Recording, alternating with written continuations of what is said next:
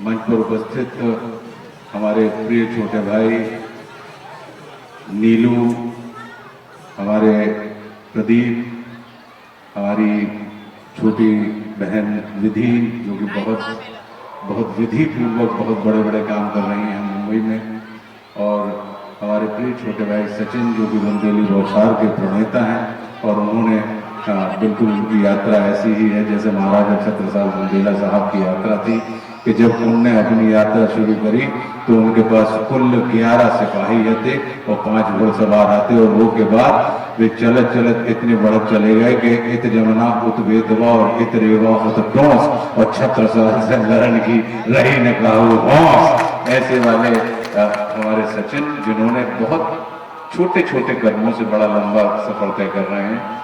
और यहाँ पर उपस्थित आप सभी आत्मीय स्वजनों को, जिनका मुझे सदैव लगातार निरंतर, चूंकि हटाना में निरंतर आता रहा हूँ, परम पूज्य दत्ता यहाँ पे सवा करोड़ पार्थिव शिवलिंग निर्माण महारुद्र यज्ञ का आयोजन करते थे, और ये उनकी अहेतुकी कृपा रही गुरुदेव भगवान की मेरे ऊपर कि उनके द्वारा उनके जीवन काल में 131 बार सवा करोड़ पार्थिव शिवलिंग निर्माण महारुद्र यज्ञ का आयोजन हुआ, और उसमें मुझे 130 यज्ञों में शामिल होने का अवसर मिला।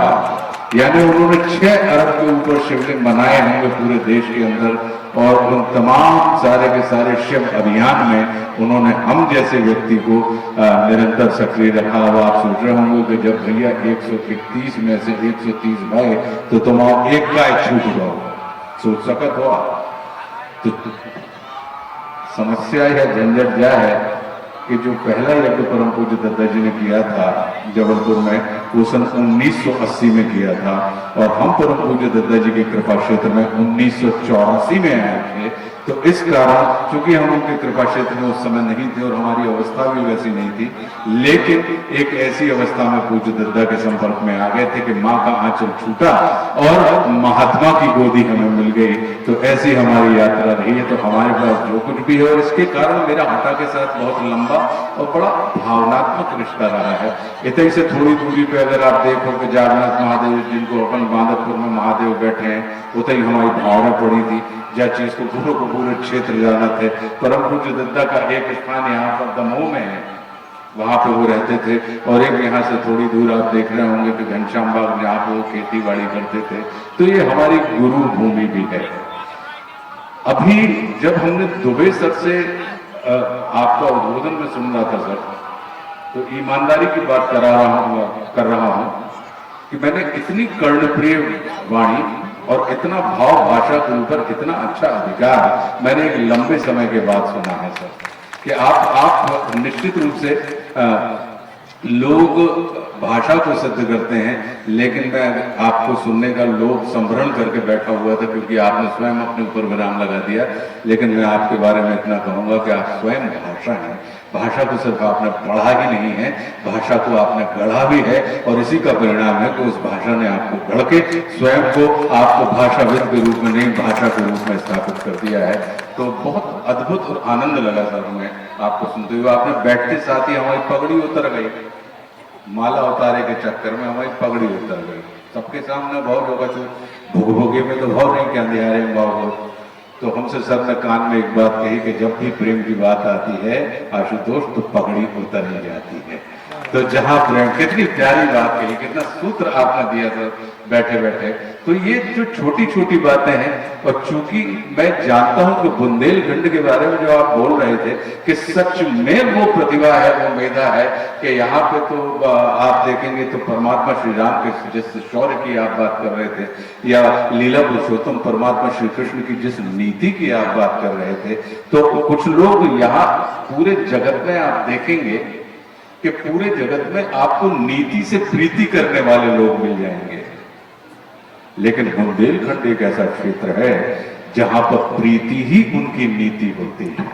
कि क्या तो वे प्रेम करके जाना है, बस उनको नीति से प्रीति नहीं होती, उनके जीवन में प्रीति ही नीति के रूप में स्थापित होती है। तो ये मेरा सौभाग्य है कि हम उस क्षेत्र के और उस भूमि में हमें आपके साथ रहने का या जन्म लेने का अवसर प्राप्त हुआ। तो खूब खूब अभिनंदन, खूब खूब आप सब लोगों को बधाइयां कि इतने आप निरंतर इतने वर्षों से यहाँ पे बुंदेली महोत्सव या बुंदेली मेला का कार्यक्रम करते रहे हैं।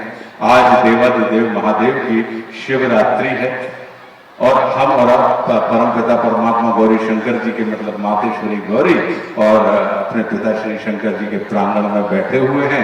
और ये एक इतना, क्योंकि आज का दिन एक इतना मुहूर्त वाला और इतना शुभ दिन होता है कि इसकी प्रत्येक घड़ी शुभ होती है, इसलिए आज के दिन को आप अमुहूर्त दिन के तौर पे या सर्व मुहूर्त दिन के तौर पे हम और आप जानते हैं। क्यों? क्योंकि आज के दिन ही प्रलयकारी जो होता है वो लयकारी हो गया। आज के दिन ही बाबा बैरागी अनुरागी हो गए। आज ही को दिन है भैया महाशिवरात्रि, जब अलगाव अलग रहने वाले लगाव के नाते में जुड़ गए हमारे देवाधिदेव महादेव परमात्मा श्री भोले शंकर। आज ही का दिन है जब मातेश्वरी आदिशक्ति मातेश्वरी पार्वती और देवाधिदेव महादेव शिव अपने अपने द्वैत को छोड़कर वो अद्वैत में समाहित हो गए।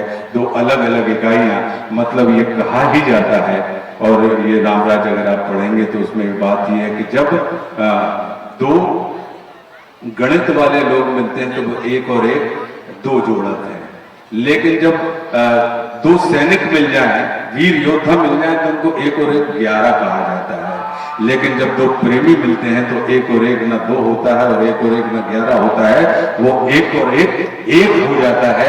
तो ऐसी वाली स्थिति आज के दिन महाशिवरात्रि के पावन पर्व पर हुई है और ये मेरा परम सौभाग्य है कि आज इस पुनीत पावन पर्व पर मैं आप लोगों के बीच में उपस्थित हूँ, क्योंकि देवाधिदेव महादेव जो हैं वो तो हम और आपके जैसे आम आदमियों के प्रतीक हैं। अगर आप बाबा भोले को देख लें तो क्या है, बोले कि भैया अंग पोती है राख, बस भी लगे ये अंग पोती है राख माथे पति जी आंख।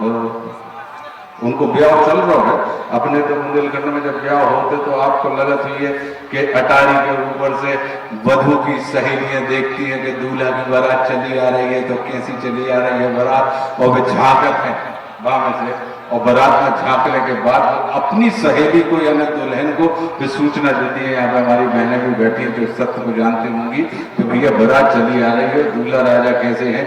तो बाम से यही वाली बात है कि बात में से बात निकली। हमारी मम्मी ने एक भजन लिखा हुआ था, उसकी तर्ज कुछ और थी, लेकिन यही है कि देख के आए और भड़बड़ा के भी पार्वती मैया के जोरे पहुंची और बोली कि अंग पोती है राख माथे पति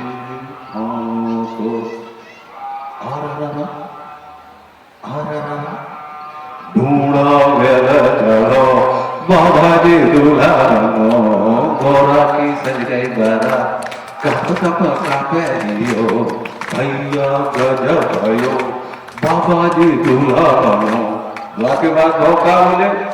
तो अगर आम आदमी की बात करें तो मैं सुनाता जाऊंगा कि उनके भस्म लगी हुई है।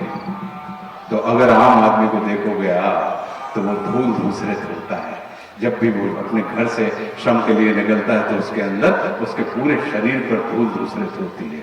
फिर बोले कि क्या है, बोले कि साहब उनके गले में जो श्रृंगार है, बोले सांप बिच्छू धमना हमना खजाने, तो ये जितनी भी बाधाएं हैं उन तमाम बाधाओं को देवाधिदेव महादेव ने श्रृंगार ऑर्नामेंट ज्वेलरी के तौर पे अलंकार के तौर पे डाल दिया।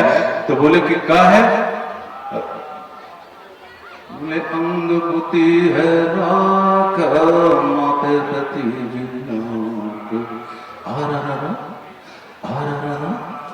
ढूंढा चढ़ो बाबा जी दूल्हा गोरा की सचले गारा कापे दियो। बोले कान का ताइयों के कुंडल, आप पता ही है। अरे बोले काना ताइयों के कुंडल हाथों में धरे कमंडल, काना ताइयों के कुंडल रूप का वर्णन हो रहा है। बोले काना ताइयों के कुंडल हाथों में धरे कमंडल, धमना को फेंका बंदो बाबा जी धूप धमना है महादेव पेटा के तौर पर, धमना नाम उनके पेटा के तौर पर।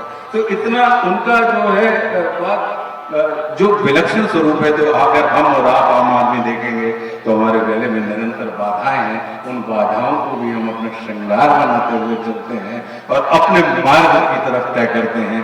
फिर उनने कहा कि भैया माथे पे बोले तो कौन याद है, जब हमें हमें माता राम को लोग पूरे याद नहीं आ रहा हो तो हम कौन की तरफ देख के मुझे लगे कि आगे का ठीक है आता जाएगा, क्योंकि विस्तृति तो होती नहीं है लेकिन मौके के हिसाब से। तो बोले माथे से पसीना चुकाता रहता है जब हम और आप आम आदमी निकलता है। तो आप देखेंगे कि मातेश्वरी गंगा, जिनको हम कहते हैं कि निरंतर झरझर झरझर आपकी जटाओं के ऊपर से बह रही होती हैं, तो जो गंगा है वहां पे हम आम आदमियों के माथे के ऊपर पसीना चुकाता है, यानी निरंतर हम गीले होते रहते हैं। लेकिन इसके बाद भी हमारी कल्पनाओं में, जैसे वे माथे पे चंद्रमा धरे हैं, तो हमारी कल्पनाओं में भी एक चांद की सुंदरता, चांद की शीतलता, वैसा ही उसकी शुचिता, हम उसकी कल्पना, इन तमाम बाधाओं के बाद भी हम मस्तिष्क में सौंदर्य की, शांति की, शुचिता की कल्पना लेते हुए अपने पथों को, अपने मार्ग को तय करते जाते हैं। तो अपने तो जो देवाधिदेव महादेव है वे आम आदमियों के प्रतीक हैं। अब कैसे? बोले कि भैया खुद को जो वाहन है वो है नंदी, और माता राम को जो वाहन है वो क्या है? बोले शेर। अब नंदी और शेर इनकी का कहूं गोत्र मिली है आपस में? कहूं नहीं मिली, ये तो परस्पर विरोधियां, एक दूसरे के भोजन है। बोले कि भैया छोटे जो पूज्य गणपति महाराज जो है उनके छोटे पुत्र, बोले उनको वहां कहा, बोले चक्रा चूहा, अपने तो होते बोलिए चूहा। और बोले बड़े जो पुत्र हैं उनके कार्तिकेय जी, भगवान कार्तिकेय जी महाराज, बोले उनको वहां, बोले भैया मोर। गले में डरो है सांप, तो सांप मोर चूहा ये एक दूसरे से का इनकी दोस्ती है? जी बिल्कुल दोस्ती नहीं है, ये एक दूसरे के परम शत्रु है कि नहीं? भयंकर है। लेकिन इसके बाद भी ये तमाम विसंगतियां हैं, लेकिन जहां पे देवाधिदेव महादेव शिव और मातेश्वरी पार्वती बैठी हैं, तो उनने कही कि साहब एक दूसरे को देख के तुम गुर्रा सको तो उन्होंने खा नहीं सको।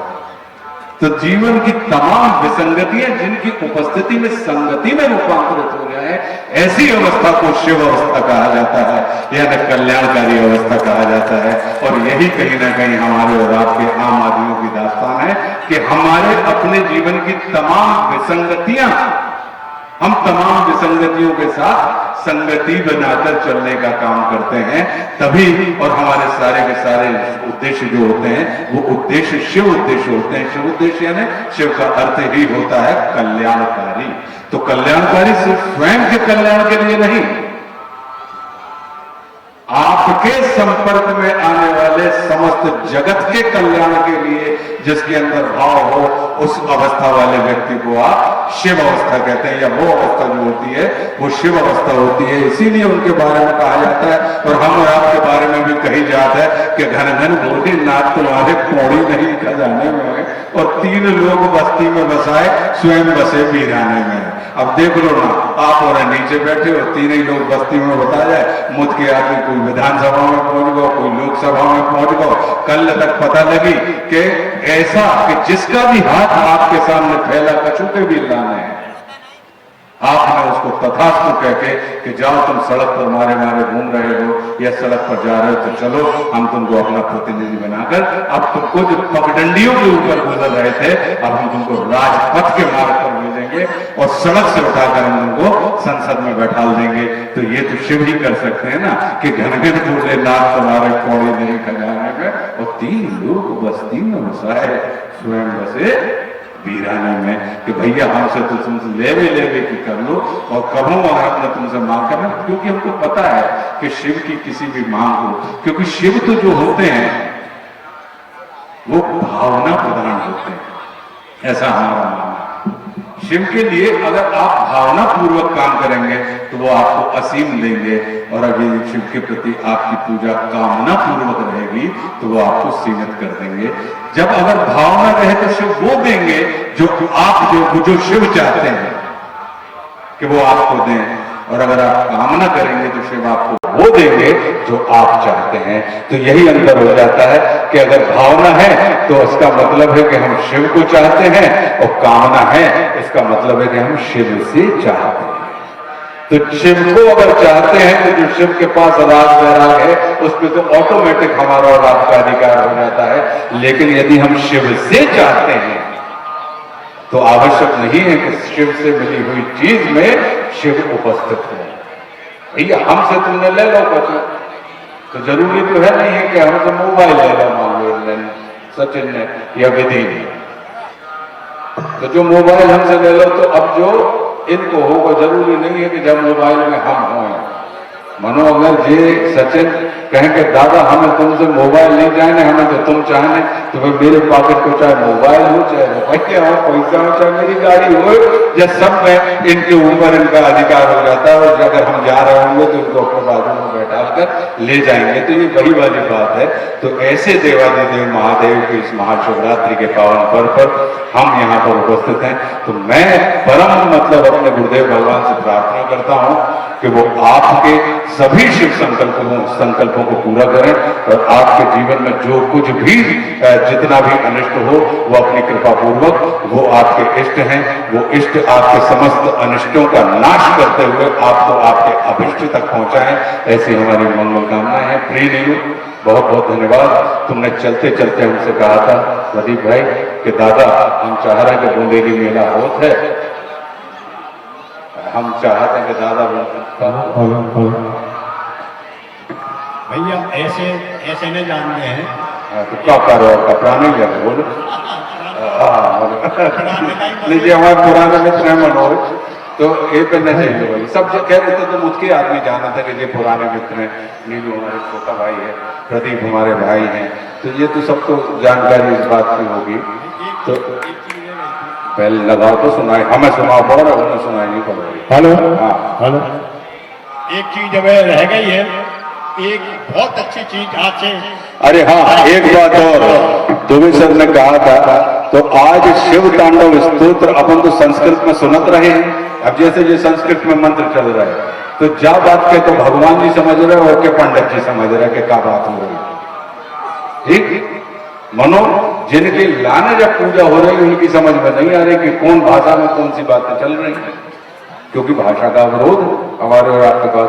तो शिव तांडव स्तोत्र जो संस्कृत में देवादिदेव महादेव रावण के परम देवादिदेव महादेव के परम भक्त रावण ने लिखा था संस्कृत में। अगर आपको सबको ने सुना ही होगा कि जटा कभी गलत जला प्रवाह स्थले गले वलम वलम विताम भुजंग तुंग मालिकाम, उसमें सौंदर्य है उनका।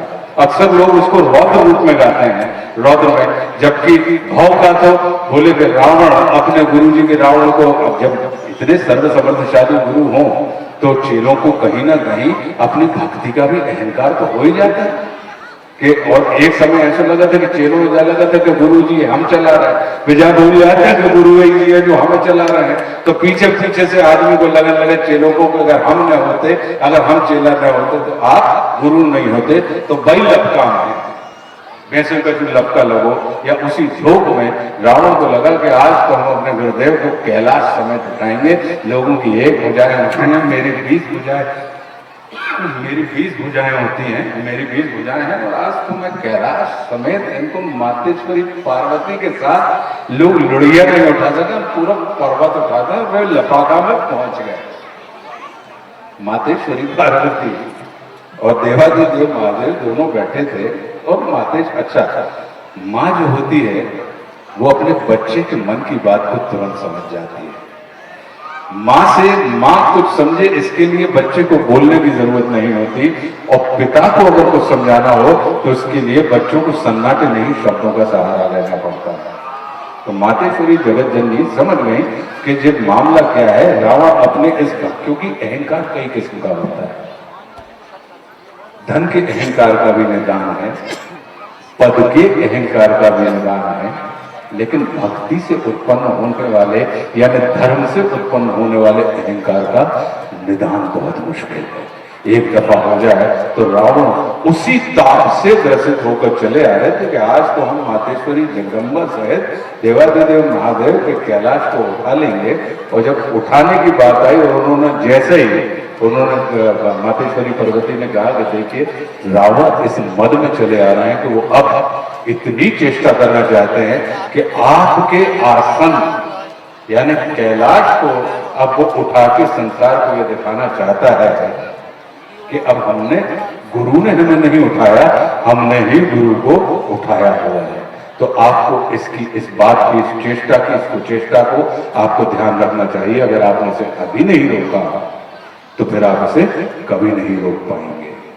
तो रावण जैसे ही आए और उन्होंने अपनी भुजाओं को कैलाश की जड़ में लगाने का प्रयास किया और उठाया, और महादेव ने बैठे बैठे सिर्फ अपना अंगूठे कर सो कैसे बने दर्द है अंगूठा, तो अंगूठे का दबाव रखा और रावण के दोनों हाथ बीचों हाथ उसके नीचे और वो तड़पने लगा। और उस तक ये बात पहुंच गई कि नहीं, ये कुचेष्टा और ये अनाधिकृत चेष्टा है, मुझे नहीं करनी चाहिए।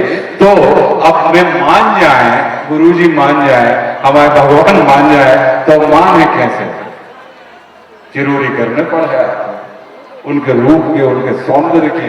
तो रावण ने उस समय शिव तांडव स्तोत्र का कि जहां पर रावण पूरे भावाभिभूत होकर शिव तांडव स्तोत्र में उनके सौंदर्य का, उनके रूप का, उनकी कलाओं का, इन तमाम चीजों का संस्कृत निष्ठ तरीके से और एक निश्चित लहर में वर्णन कर रहे हैं। तो वो जो शिव तांडव स्तोत्र था उसका सरल हिंदी में भावानुवाद कि वो क्या बात थी, उसको हम अपना हमारा एक छोटा सा YouTube चैनल है जिसको आज महाशिवरात्रि के पर्व पर हमने लॉन्च किया है, उसका नाम है पंचतंत्र 1। तो अगर समय मिले तो लगा ले, ऐसे तो मुझको डाटा माटा खर्चा करते रहे थे, अब न हो तो आज शिवरात्रि है, जैसे जैसे मंगल वेला करीब आती जा रही है तो उस मांगलिक स्तुति को अवश्य सुनना, क्योंकि हमारे मन में एक इच्छा थी कि इस भारतवर्ष के प्रत्येक कंठ में और प्रत्येक कान में देवादिदेव की ये मांगलिक स्तुति अगर आज के दिन पहुंच जाए तो मुझे लगता है कि इससे बड़ा आनंद का विषय कुछ और नहीं होगा। तो वो आप निश्चित रूप से सुनना। अब बोलो मनोज भैया क्या कह रहे थे? निवेदन ये गधों के घूमने की 2-4 लाइनें हमें सुनने मिल जाती है भाई। पूरे सुनने की बात कर रहे हैं, जैसे तुमने बात कर दी, तुम कह रहे 2-4 सुनने मिल जाते हैं। आप तो पूरा सुनिए, पूरा सुनिए, पूरा नीलू सुनाएंगे। नीलू मतलब यहाँ बजा के सुना देना नीलू। मनो हम जो चाहते कि जो अकेले भोजन भजन खजाना यारी, अपने बुंदेलखंड में कही जाता है कि भोजन भजन खजाना यारी, ये सब पर्दे के अधिकारी। ये फलत कब है? अपन भोजन करो तो अपने बुजुर्ग क्या कहते, सर आप लोग क्या कहते थे, एकांत में करना चाहिए, ठीक। लेकिन आजकल भोजन क्या होने लगा, हम समूह भोज करने लगे। तो भोजन जो फलना चाहिए था, वो जो पचना चाहिए था, जो पोषण करना चाहिए था, वो अपच होने लगा। भजन पहले क्या होती कि भजन करो तो बोले एकांत में करिए हो गया। अब अपन क्या करने लगे, बोले मिल के कारण भजन। तो जब मिल के आप समूह में करने लगे तो क्या हो गया कि उसका प्रचार तो हुआ लेकिन व्यक्ति का परिष्कार नहीं हुआ। तो जो भजन है उसने प्रचार तो कर दिया लेकिन क्या वो परिष्कार में सहायक हुआ? और भजन की का महत्व क्या है? वो सिर्फ प्रचार ही नहीं, वो आपके हमारे परिष्कार में कारक होता है। फिर खजाना अपने तो कही जाता है कि भैया कोई के सामने कहो रुपया गिनने की आदत नहीं डाला। तो जब भी कभी आपको खजाना यानी अपने धन को गिनना हो तो उसको अकेले में गिनना चाहिए, यानी उसका प्रदर्शन नहीं करना चाहिए। और आज की तारीख में क्या हम लोगों उनने गड्डी निकाली और उड़ाने लगे और पाटन लगे कि मतलब हमारा रुपया दिखे, पहले उनको दिखाने की मनाही थी। आज की तारीख में दिखाने की पूरा दौर शुरू हो गया। तो भजन ने क्या करने, धन क्या करने लगा, जो धन हमारी विपत्ति का निवारक होता था वो धन हमारी विपत्ति का कारक हो गया। तो उसने भी रिएक्शन करना शुरू कर दिया। और यारी चाहे आपकी परमात्मा से हो, यारी चाहे आपकी आत्मा से हो, यारी चाहे आपकी महात्मा से हो, और यारी चाहे लौकिक हो या पारलौकिक हो, उसके लिए पर्देदारी बहुत जरूरी होती थी। लेकिन आज की तारीख में हम उन तमाम, चाहे मान लीजिए कि हम पत्नी है हमारी, हमारा प्रेम है उनसे, तो वो एकांत का विषय था। लेकिन आज की तारीख में उसका हम प्रदर्शन करने लगे। तो होने क्या लगा कि वो जो यारी, अब फिर वो आपके आनंद का कारण न रही, वो जगत के आनंद का कारण होने लगी है। और मूल उसका क्या था कि जब आप अपने आप के आनंद का कारण पता न लगे, आपका सिर्फ आनंद समाज में बंटना चाहिए, आनंद का कारण नहीं बंटना चाहिए। तो भैया हम तो बिल्कुल नहीं सुने हैं इतने, हम तो जाके अपने अपने सवेरे आदमी मोबाइल धरे हैं, जाके अपनी रात भी वैसे ही 12 बजे रात्रि में उनकी शादी हुई थी देवादिदेव महादेव की, अपनी मंगल लीला समीप आ रही, अपने अपने मोबाइल पे लेके कनक सुनो और आनंद लो कि जटाओं से है जिनके जल प्रवाह, मात्र गंग का गले में जिनके सच रहा है हाथ गंग का, और डमट डमट डमट डमरू कह रहा शिव शुभम, तरल अनल गगन भवन धरा धरा शिव शुभम। वे नंदनी के बंदनी नंदनी स्वरूप है, तो 3 लोक के पिता स्वरूप एक रूप है, कृपालु ऐसे है कि चित्त जप रहा शिवाय शिवम, तरल अनल गगन पवन धरा धरा शिवाय शिवम। तो हमने जो 2 सुना दें, बाकी के 15 आप ये सुनने पड़ो अपने कान में सुनिए। जब आप कान में सुनेंगे, जब आप उसको अपने कान में सुनेंगे तो वो स्वतः ही आपके कंठ में उतर आएगा। और जैसे जब कंठ में उतरता है तो देवादिदेव महादेव ने कालकूट विष, जो कि समस्त संसार को, जगत को नाश करने के लिए प्रेरित था, उस कालकूट विष को उन्होंने अपने कंठ में राम रूपी 2 शब्दों को रख के, जब उस कालकूट विष जो कि मृत्यु का कारण होता था, वो उनके श्रृंगार के तौर पे उन्होंने मृत्यु को भी श्रृंगार बना लिया है देवादिदेव महादेव ने। और हम उनको नीलकंठ महादेव के नाम से जाने लगे, पुकारने लगे। तो वैसे ही जब वो आपके कानों से उठते हुए जो शिव स्तुति है, जब वो आपके कंठ का हिस्सा बनेगी, तो आप देखेंगे कि फिर चाहे कालकूट हो और चाहे कोई भी किस्म विष, मतलब आज की तारीख में विष क्या होता है? सबसे बड़ी मरणांतक पीड़ा हमें किस बात से मिलती है? आज की तारीख में जो विष तुल्य है वह अपमान है। हम सब कुछ बर्दाश्त कर सकते हैं, लेकिन हम अपमान बर्दाश्त नहीं कर सकते हैं। लेकिन मजबूरी देखिए हमारी आपकी कि हमें मजबूरी वश उस अपमान को भी बर्दाश्त करना पड़ता है। और हम कहा करते हैं, हम उसको अपने कंठ में धारण कर लेते हैं। क्यों? क्योंकि अगर उस अपमान को हमने अंदर ले लिया तो हम नष्ट हो जाएंगे, हमारा तेज नष्ट हो जाएगा। और कहीं धोखे से हमने उस अपमान को वापस समाज को लौटा दिया तो समाज नष्ट हो जाएगा, उसका तेज और तेज नष्ट हो जाएगा। तो उस अपमान को हम कहाँ पे धारण करते हैं? हम अपने कंठ में धारण कर लेते हैं और उसको श्रृंगार बना लेते हैं। और हम इस मार्ग पे चलते हैं कि यदि सम्मान पाना चाहते हो तो ऐसे ही व्यक्ति को सम्मान मिलता है जिसके अंदर अपमान के साथ डील करने का हुनर होता है, जो अपमान को भी बहुत गरिमा के साथ डील कर सके। वही व्यक्ति परमात्मा के माध्यम से कहीं ना कहीं भविष्य में आगे चल के सम्मान प्राप्त करने की श्रेणी में आता है। तो मेरा यही मानना है, मैं यही निवेदन करूंगा कि आप सबके कान के माध्यम से वो आपके कंठ में उपस्थित हो जाए वो स्थिति। और जब अगली बार कभी मैं आपके पास आऊं तो आपके कंठ से मेरे कानों तक वो स्तुति पहुंचे जो मेरे कंठ से आज आपके कानों तक पहुंची है। तो ऐसी हमारी अभिलाषा है मनोज। तो आज मैं 2 सुनाऊंगा भैया। अब और बताओ आपकी क्या फरमाइश है? अरे ठीक है, आपने सर जंग की बात आप कर रहे थे तो एक जंग में आपको हमारी एक मौन मुस्कान की मार नाम की एक किताब है, उसमें ये एक जंग है। अब भैया जंग का मतलब क्या होता है? जंग का मतलब होता है हमें जो लिखने का हुनर इस वजह से आया कि हम जब छोटे हते गाड़ा वाला में पढ़ रहे थे, तो हम और हमारा एक मित्र थे, स्कूल 9वीं कक्षा में थी, तो हमारे एक घाट से उतर के, हमारा घर जो है वो घाट से उतर के, वो वाला माइक दे दू कैसे, जब हम जातरपी में होकर तब तो अच्छो रहता हूँ, जातरपी में ऑल बेस्ट हैं? ऑल द बेस्ट तो कह रहे अच्छा कॉर्डलेस हमने सुनी ऑल द बेस्ट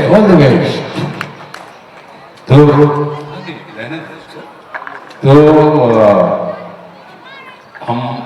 हमारा जो घर है वो नीचे था गन्ने में, गाडरवारा बहुत से लोग जानते होंगे, तुम जानते, बहुत अच्छी बात।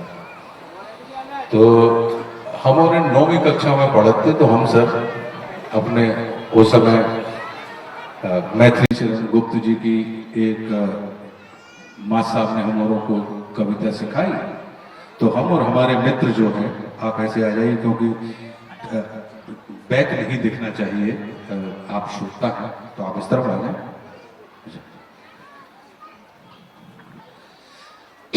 तो हमारे अच्छा, हम पढ़ने में थोड़े से कमजोर थे, तो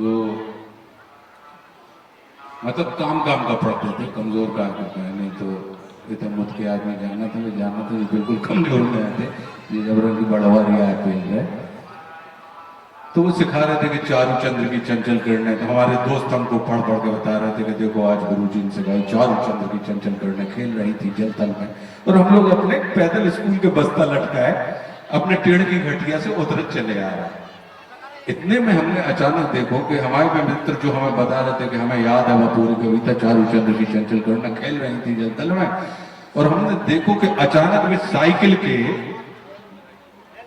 अगले पहिया में वे फंसे हुए, वे घटिया से बिल्कुल एकदम सख्त से गायब से भरे, वो पहिया में फंसे हुए वे और एक साइकिल मारो, दो ही एकदम गदबदात से, क्योंकि साइकिल में ब्रेक तो होते नहीं, वो साइकिल फुल स्पीड पे चली आ रही थी, तो वे अपने गए और जाके एक पेड़ से जाके घले और दो ही मतलब धूरा में लोट पीट होने लगे, और जो अभी तक बिल्कुल अपने अनुप्रास अलंकार की भाषा सुना रहे थे कि चारू चंद्र की चंचल किरणें, और अचानक होते पे हम पहुंचे तो देखी दो ही एक दूसरे की कालर से झूमे और वे अशिष्ट अनुप्रास अलंकार में एक दूसरे को संबोधित कर रहे। और जो आदमी साइकिल पे उनको लेके गया था वो भी हमारी हम उम्र लड़का था, लेकिन उनकी एक आंख नहीं थी, और वे जो हमारे मित्र थे उनकी दो ही आंखें थी, और वे अपने झूमा हजार के सारे जब कनवा तो से चला तो नहीं बना, तो तू चला कह रहा हो, बोले कि तू कनवा कौन सा गई मतलब, और एक दूसरे की गले से गिरगेटी से झूमा मारपीट हो रही। बड़ी मुश्किल से गया उनको संभाला, उनके घर पहुंचे तो उनके पिताजी जो थे उनको हमारे फुर्तीले फूफा कहते हैं, इतने फुर्तीले थे कि कहो आप लगे कि उनको दाएं हाथ उठ रहा और बाएं हाथ से चार लपाड़ा मार रहे, आप लोगों को भी हाथ से मारो, पता नहीं कि लात झापड़ गई उनकी, मतलब उनको देख के ऐसा लगता था सर कि उनके अंदर हड्डी मड्डी नहीं, वे स्प्रिंग के बने हुए हैं कि खजाना कहां से उनके। और अपने भारत में एक बड़ी अच्छी बात है कि पिताओं को सत्य उगलवाने की उनके पास टेक्निक है कि वे आते ही साथ तो पहले चार झपाड़ा मार रहे थे, तो आदमी की एरर मशीन में झूठ बोलने की शक्ति उसकी तत्काल खत्म हो जाती है बच्चे, और वे एरर आ जाता और वे अपनी सच्ची बात पहुंचे। उन्होंने उसको देखा, अपने बच्चे को हमको देखा, और उन्होंने चार तमाचा होके दौड़, बोले कि जी कहां से तुम धूरा में लौट के आ रहे थे, बोले कहां से आ रहे हो तो धूरा में लौट कर, हमसे बोले तुम एक कौन सी नल्ली से उठा के ले आए। इनके बीच में और इतने बीच में वो जो लड़का है वे अपने पिताजी के संग आ रहे हैं, और अब उन दो ही बच्चों की लड़ाई छोड़ के उन दोइयों के पिताजी के तुम्हारे मोड़ा ने हमें मोड़ा सा कनवा काय कही। अच्छा, फुर्तीले फूफा की एक और बात थी कि उनसे अगर उन्हें कम सुनाई पड़त, तो अगर आपने उनसे कही काय तो वे सुने चाय, ठीक है, तो उनने कही तुम्हारे मोड़ा ने हमसे बोले कि ये सको को माफी मांगे, बोले काफी हम का नसीब थी, हम काफी काय पिलाए तुम्हें। वो तो अरे बोले हम सारे माफी की बात कर रहे, बोले कैसी काफी की बात कर रहे तुम। अब उन्हें वे कह रहे माफी मांगे, वो दोइयों में झूमा झटकी हो गई, और बेदोई लड़न लगे सर। इतने में हमारे पिताजी आए, तो उनको बड़े भाई का रुतबा था, जैसे कि नीलू हैं, प्रदीप हैं, हमको बड़े भाई मानते हैं। हम आए, थोड़ी बहुत तो दबिश होता ही है। तो जब देखो कि झूमा जट की छूट नहीं रही, तो बाबूजी ने सबसे पहले दो ही हो गए, दो जामा मारे और एकदम से शांति हो गई। और फिर जो सूक्ति वाक्य उन्होंने मुझे दिया, उसने मुझे व्यंग्य लिखने के लिए प्रेरित किया। वो पुरानी कहावत है। उन्होंने कहा कि देखो, कनवा से कनवा कहो तो तुरत ये है रूठ, अरे हीरे हीरे पूछ लो का क्या चले थे पूछ। तो व्यंग्य का मतलब ही ये होता है कि समाज के विकृत अंगों को कुछ इस तरीके से कहा जाए कि समाज को वास्तविकता भी पता लग जाए और उसको बुरा भी न लगे।